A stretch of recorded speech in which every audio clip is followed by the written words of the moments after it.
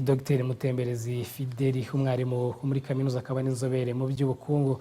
Tiyo makuru hajyanye n'umutekano, polisi y'u Rwanda iraburira abakora ubujura cyane cyane mu mujyi wa Kigali ko izarushaho kubahiga ndetse no kubahashya.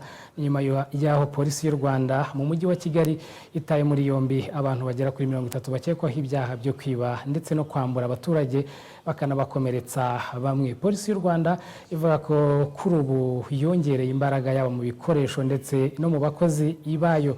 Ubwo yaganiraga na TV10 umuvugizi wa polisi mu mujyi wa Kigali, Chief Inspector of Police Barasiga Hunzire, yahakanye ko ubujura bwo mu mujyi wa Kigali butaragera ku rwego rwo kwitwa ibico by'amabandi cyangwa se gangs mu ndimi z'amahanga.